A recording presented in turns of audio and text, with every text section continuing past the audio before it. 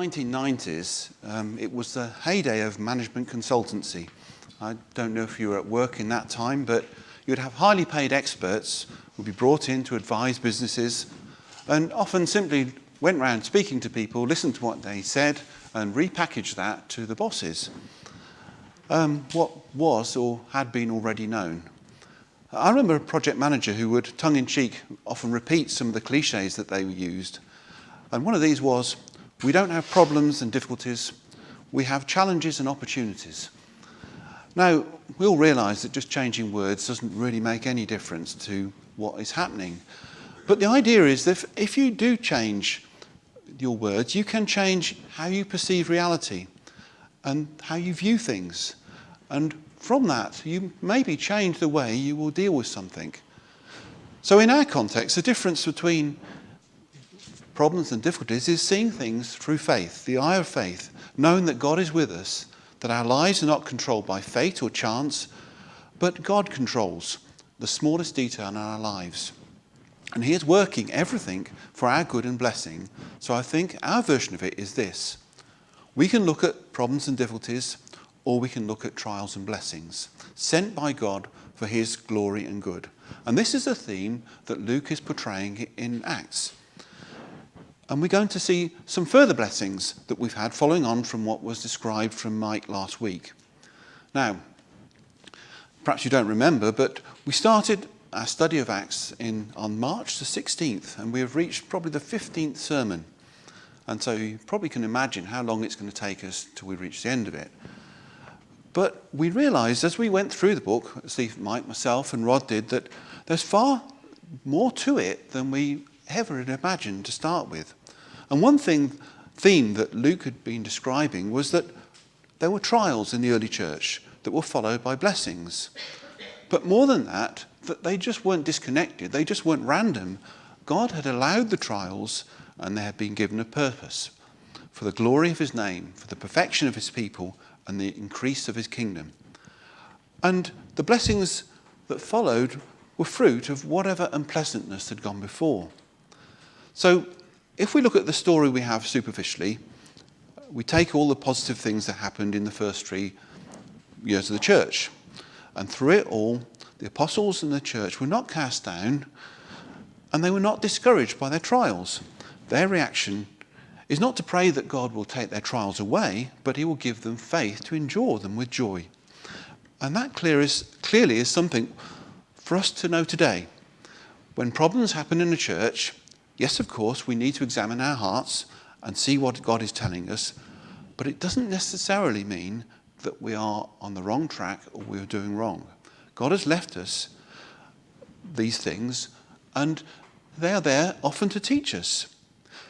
I mean, you could imagine talking to Peter after the first 3 years and saying, well, Peter, how do you think the early church is going? And if it was probably us, he would say, well, we've had some good blessings, we had many blessings, but actually we've had a lot of problems. It's been quite terrible. In chapter 2, people made fun of us for preaching the gospel, and not everyone believed, And then the church grew quickly, and there were a lot of poor people in our church, and we didn't really know what to do with them. And then we got arrested, and we had to face a tribunal, and they threatened us. The community leaders threatened us. And then we had 2 members of the church who committed fraud, and they died. It was all very disturbing. And all these ill people kept on coming to us to be healed. It was really tiring. And then we got arrested again, and this time we were flogged. And then we had nearly had this massive church split. There were these Greek-speaking people in the church, and these Hebrew-speaking in the church, and we nearly had a massive row, and that could have split the church in 2, And then we had these amazing deacons. Well, they weren't really deacons, they were more than that, but we had Stephen. He was such an asset to the church. He was a great preacher. And then he got arrested, and they had him killed. And he'd just done an amazing sermon before that. And, well, things have been a bit mixed, But of course, that's not how Luke recounts things. He sees God is working in everything. The trials and the blessings are not disconnected, but all part of God's plan. Their persecutions gave them boldness. The discipline executed by God on the church provoked awe and reverence. And the poverty of the some in the church provoked generosity from the more wealthy, leading to blessings and unity in the church. Now, we saw in the last few weeks two major developments which happened in the early church, which were both triggered by certain difficult circumstances, which made a massive, shall I say, paradigm shift in the outlook of the apostles and the church. Chapter 6, we saw this issue where we had this division potentially between the Greek-speaking people and the Hebrew-speaking people. This is a massive cultural difference, one which you thought could not be bridged.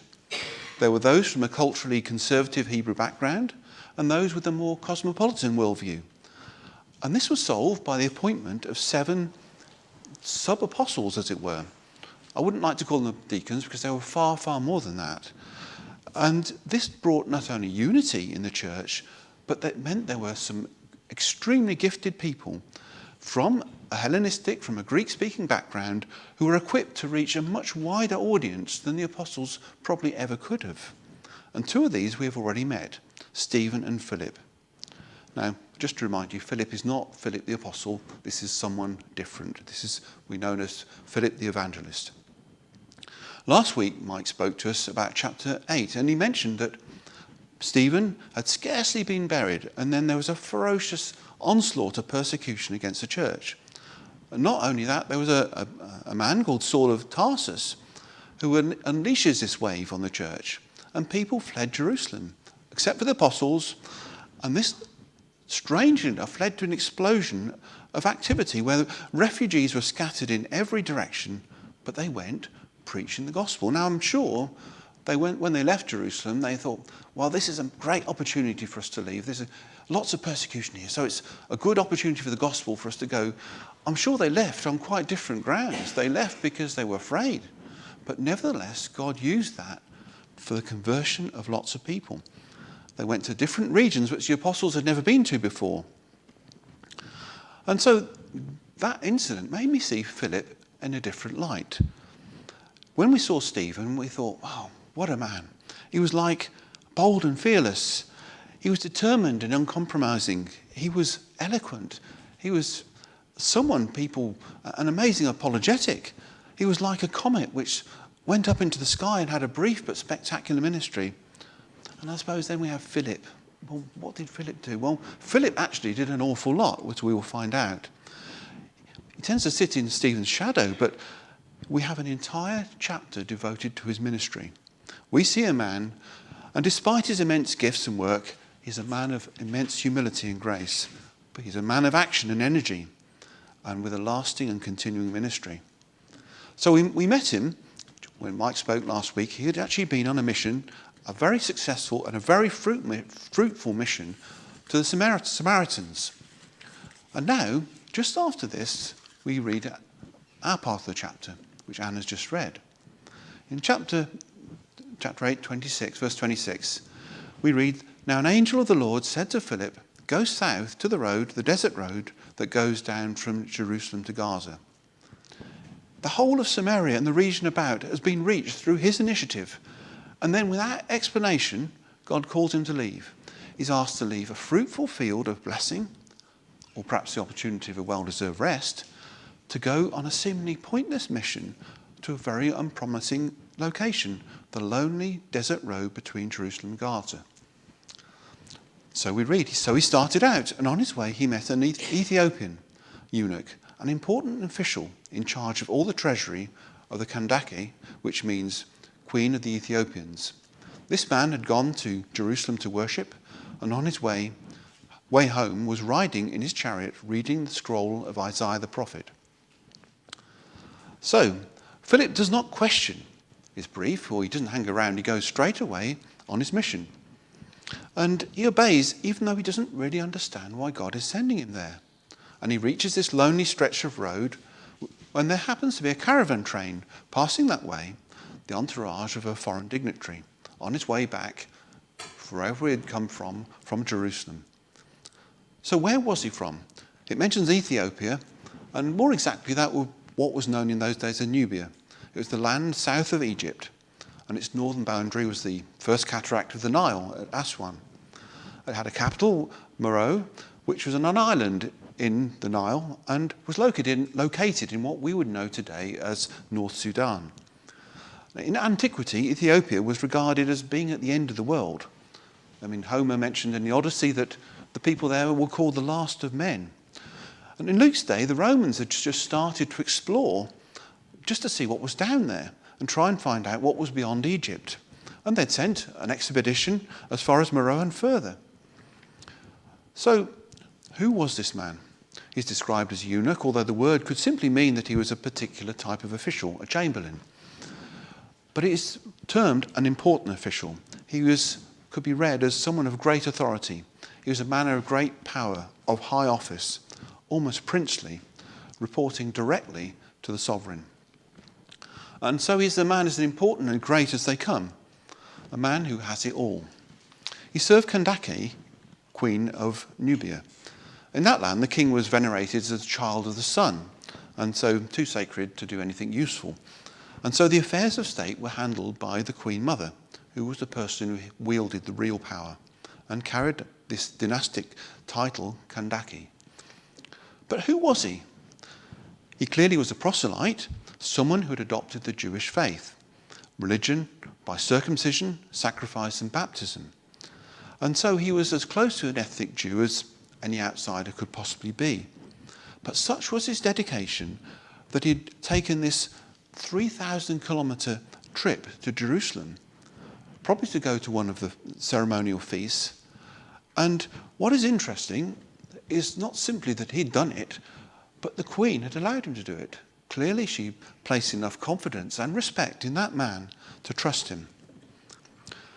Now, the gospel, as we've been heard, has been preached in Samaria, but the Lord Jesus had said that it would be preached in Samaria and to the ends of the earth. Further still, and this is what we're going to hear today. Now in verse 29, the Spirit told Philip, go to that chariot and stay near it. So up to that point, Philip has still no idea why he's there. But God tells him to approach this chariot, this conveyance the man is riding in, and he knows that God has sent him specifically to intercept this man on his journey. But we probably don't have sat-nav, they didn't have mobile phones, they had no way of communicating. The chances of Philip, who had taken this 100-mile trip right down from Samaria to this lonely stretch of road, and this man who simultaneously was on his way back, the chances of the meeting was almost zero. And yet God had planned everything so that they would meet at that point, at that instant, on that point in the road. Then Philip ran up to the chariot and heard the man reading Isaiah the prophet. Do you understand what you're reading? Philip asked. Now, Philip had obeyed his instructions, but without hesitation, he ran up beside the chariot and he could hear the man reading. The man had a possession of a scroll. Now, we don't have much idea what scrolls look like, but they're probably about 12 inches wide, but they are a lot thicker than I thought. Because if you imagine handwritten, how long they have to be. They could be between 16 feet and 145 feet long, some of these scrolls for one of the larger books. So they were quite significant pieces of literature. And we hear that the man was reading in Greek and out loud. Now, maybe before you think, well, perhaps he wasn't very good at reading. Maybe he was reading out loud because he was beginning. Now, actually, in those days, everybody read out loud. And in fact, in our own country, it was only in the Middle Ages that basically clerics started to read in their heads. And it only became in the 17th century that reading out loud became less common. And particularly these ancient documents, they were handwritten, and the style of writing was uncial, which means they were written in capital letters, they had no punctuation, and often, unbelievably, they had no spaces between the words. So often you had to read out to get the sense of what you were saying. And of course, there are many advantages to reading out loud, because apparently people retain things and memorize things better by reading out loud. Now, in the original, Philip's question is a bit more abrupt. He's almost saying, you obviously don't know what you're reading. And the man's reply was exasperation. How can I? unless someone explains it to me. So he invited Philip to come up and sit with him.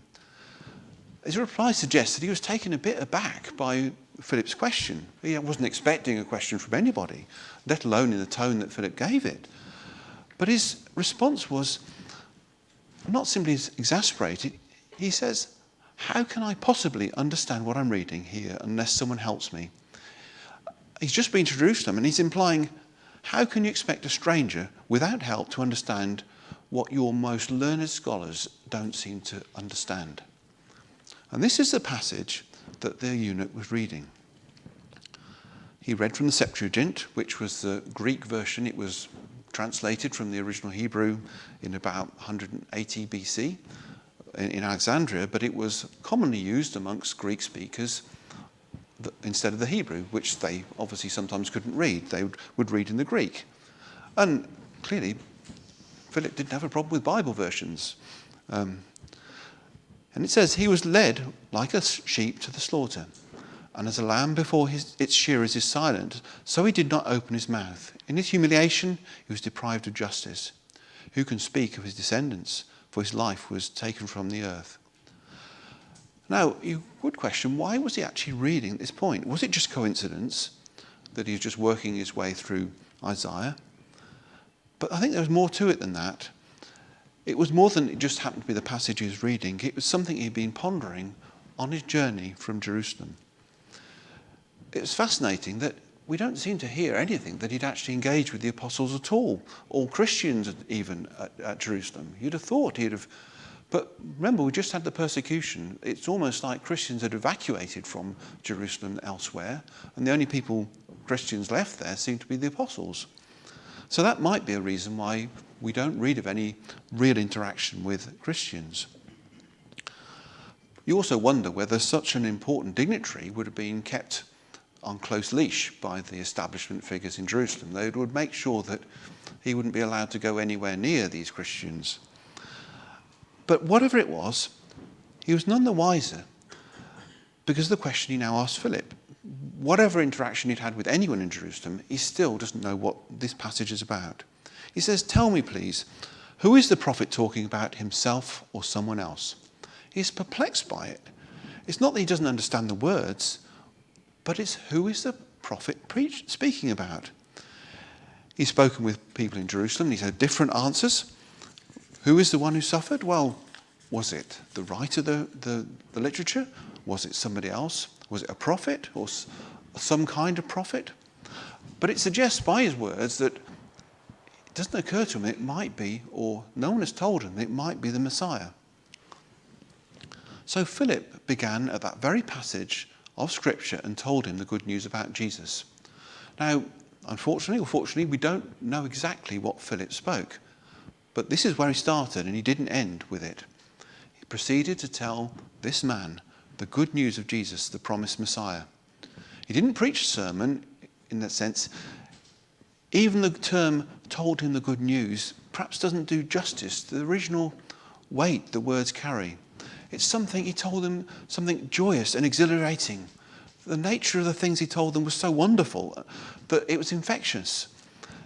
And when he said about Jesus, this wasn't just simply a label for some man who had just died. He was identifying a person, but with it carried all the implications of who Jesus was, the promised one, a name applied to this man before his birth as the saviour of his people from their sins. And as they travelled along the road, they came to some water, and the eunuch said, "Look, here is water. What can stand in the way of my being baptised?" Now, evidently, Peter's enthusiastic presentation of the amazing news enthralled the man, but obviously God's Spirit is working in him too. And like I said, we don't know how much or what Peter told, but it's clear that he did tell him everything he needed to know. And that presumably included what Luke recorded in the last chapter of his gospel, because the man now feels the urge to confess his faith. He knew that Jesus, if he believed, had commanded him to be baptized. Now, clearly he's got all his entourage with him, his servants, but he has no hesitation. He feels no embarrassment. He is bold.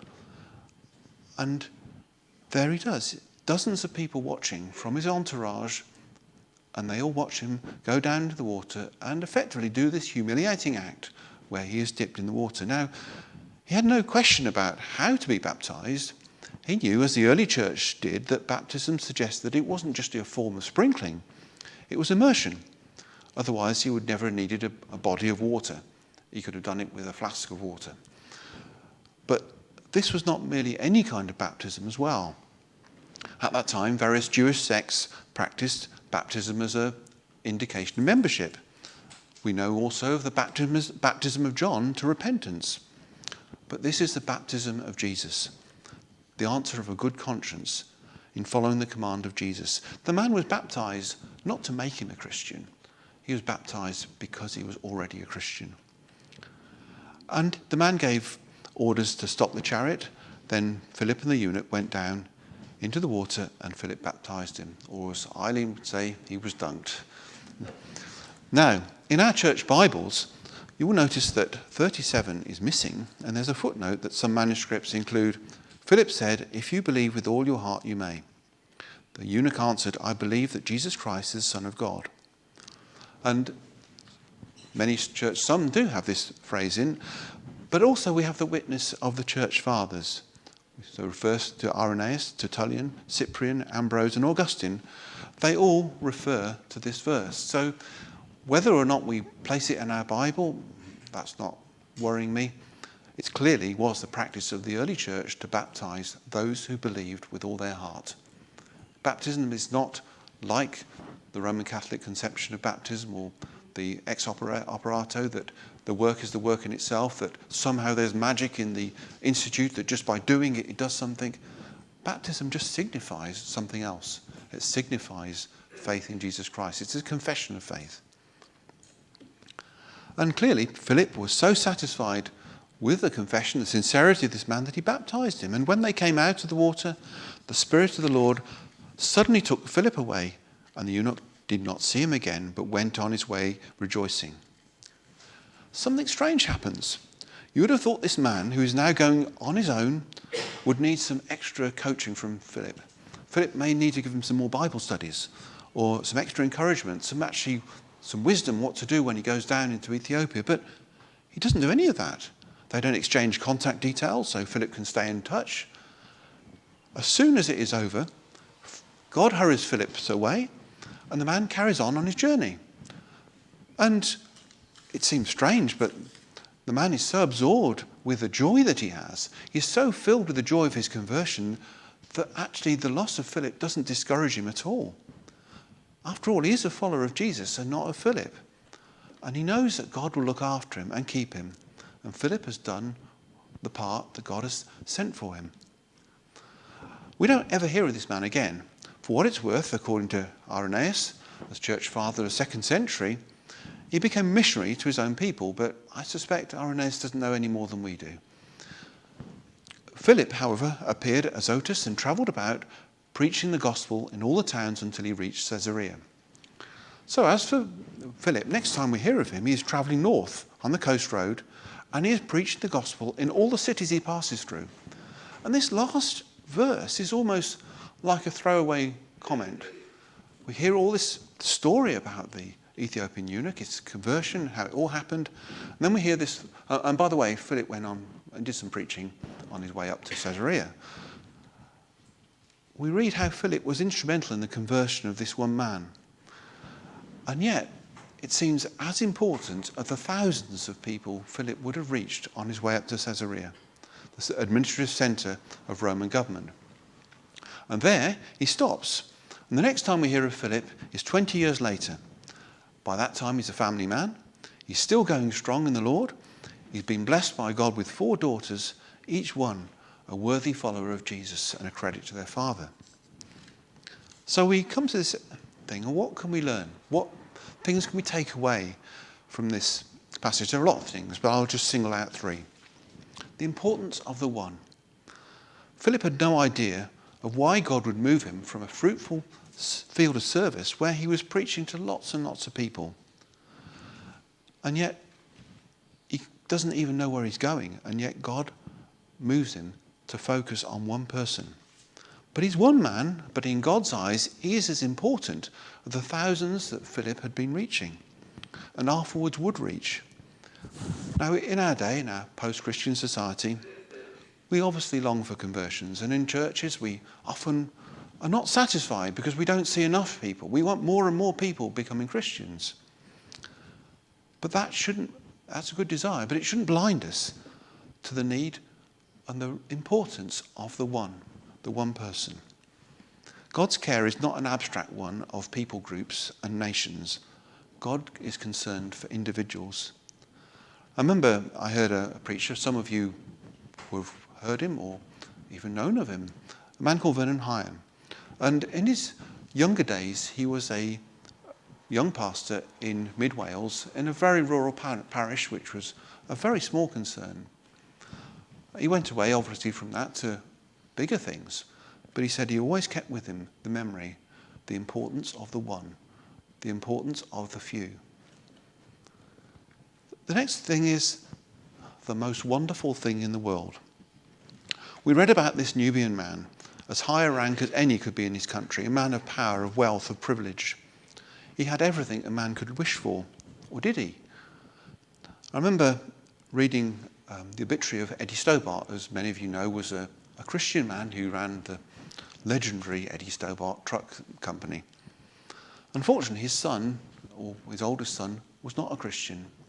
And it was a disappointment to his father, who said his son had everything that money could buy and nothing that money could not. This man realized that there was something more than everything he had. He realized that having Jesus was worth more than everything he had put together. He had a joy now in his heart, a joy that no one could ever take away.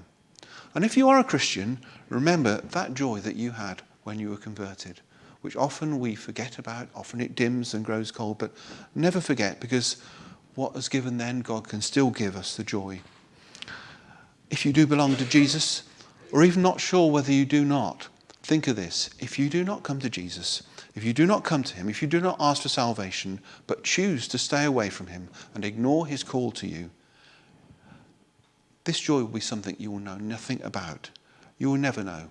It's not the same as happiness, because happiness is transitory, it comes and goes. Joy is something which is permanent. It will stay with you. So the final thing, I will never leave you. We saw how God had sent Philip to meet the Ethiopian man. Neither had knowledge of each other or their travel plans, yet God arranged that they should be at the same place at the same time on that lonely desert road. And Philip must have wondered all along, why is God sending me there? But on the other hand, we see that the man going to a land where he could be alone, the only Christian there, no other Christian fellowship to encourage him, share things with, advise him or help him. How could God allow Philip to let this young Christian go on his way alone? Wasn't that a bit irresponsible? And yet this man was not alone. He never would be alone. Jesus says, I will never leave you or forsake you. Never forget, as a Christian, you may feel alone. You may feel perplexed, but you are never alone. And never will be, because he will never leave you. I know sometimes it doesn't feel like that, perhaps. Often our lives may feel perplexed. We may feel perplexed, confused, bewildered about what God's plan is for us, where he is leading us. But one thing we can be sure about, his planning and timing in our lives is perfect and flawless. Just because we do not see or understand any reason for God's dealing with us, just means we don't know it yet. But we will one day. I'll finish with quoting a verse from the hymn or poem by Anne Cousins, which is based on Samuel Rutherford's words. And the verse goes like this: with mercy and with judgment my web of time he wove, and always dews of sorrows were lusted with his love. I'll bless the hand that guided, I'll bless the heart that planned, when throned where glory dwelleth in Emmanuel's land. Shall we sing our final hymn, which is hymn number 277, All I Once Held Dear.